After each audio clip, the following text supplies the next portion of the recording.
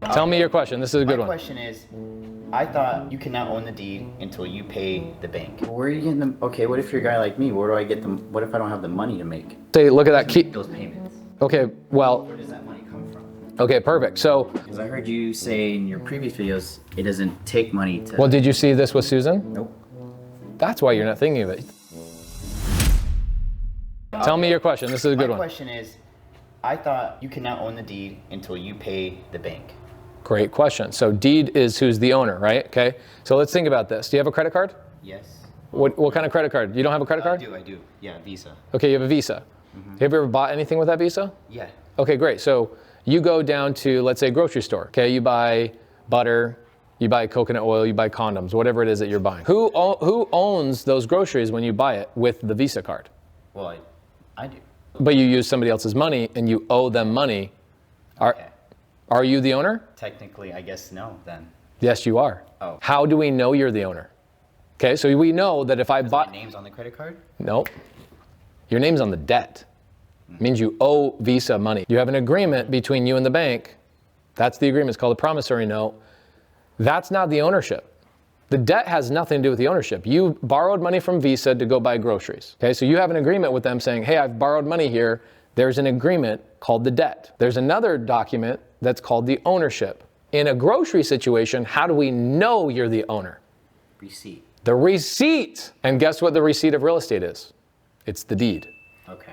Okay, so when I go buy real estate and I go borrow money or anything, if I borrow money, I get the ownership. I have ownership. It's called my receipt. So in real estate, what's cool is, like, let's say that you go to the grocery store, you buy groceries. You walk out of the grocery store, you have the receipt, but you still owe Visa $500. Could I not walk up to you and go, hey, give me those groceries and that receipt, and now the new owner is me? Technically?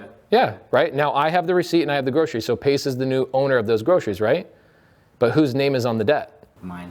Right, that's called subject to. You qualified for the debt. You used your credit. You used your credentials to buy a house or buy groceries or buy a car. And I just came along and go, hey, you know that $500 of groceries? You have a minimum payment on your credit card for that, right? Like $60 a month or $30 a month or whatever. How about I make that payment on your behalf, but I take the groceries? And so I didn't have to go get a credit card. I didn't have to go even walk through the aisles. I didn't have to go talk to the cashier. I literally just took over the benefits of your groceries. I log into your account and I make the payments on your behalf. That's called subject to.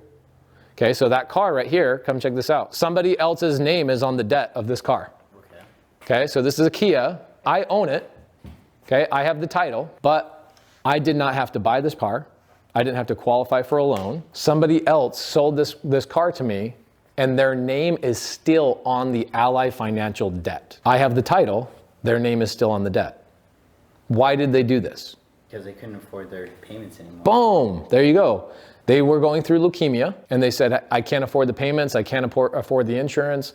I'm going to lose this car, and if I sell this car right now in the market, I'm going to have to come out of pocket money to sell the car because he owes more on it than what it's worth, right? Because, like, let's say somebody buys a car brand new off the lot and they drive it off the lot. Could they go sell it in the private sector and make a profit on that car? No, because they'll lose money. Yeah. All right, let's say you buy a $30,000 car, you pull it off the lot and you try and go sell it tomorrow on Craigslist for 30 grand. Are you getting 30 grand? No, you'll get like 21, 22, 23, right? So what happens to the person who just gave you their debt? They just take a loss? No, there's no loss. You just take care of, like, it's just a weight off their shoulder. It's a weight off their shoulder. And then you take care of down payments, and then. Well, there is no down payment. I just took it over. Yeah. Sometimes there is in subject to deals, like this house I bought here. Mm-hmm. I bought this house for $3 million, and the guy who sold it to me was like, I'm moving out of country. I don't want to take the time to fix it up. I don't want to go through a real estate agent. I don't want to pay a bunch of taxes on the sale of it.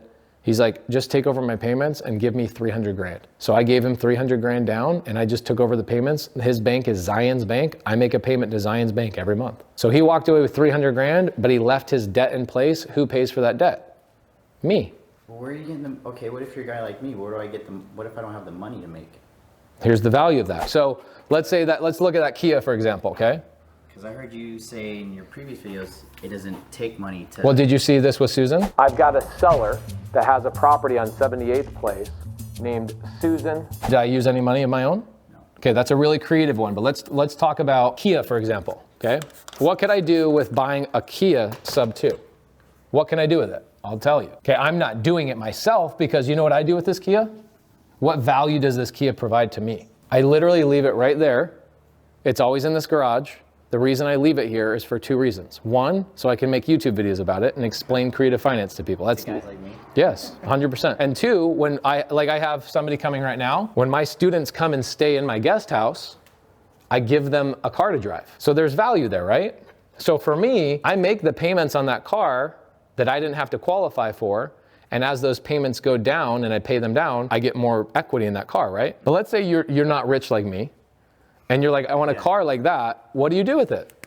Well, couldn't I just take the same Kia that I paid $0 down? Now next month I got a $500 payment. Okay, well you got a couple options here. Option A, where does this $500 come from? Option A, Hustle. don't you have a car? Yeah. Do you not have a payment on it? Yeah. Okay, so where does that money come from? Your job, right? So you use this car for your own self. So you could buy this car for yourself. You didn't have to. Where'd you get that car from? Did you get a loan on it? Mine? Huh? Yes. Did you qualify for the loan? Yeah.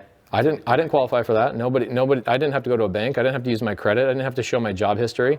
I didn't have to even do an application. So you see there's value already. Yep. Before I even get to option B, there's already value. I didn't have to qualify for anything. Way less steps. No steps. There's no steps. So when people are like, creative finance is so challenging, I'm like, dude, literally remove all the steps.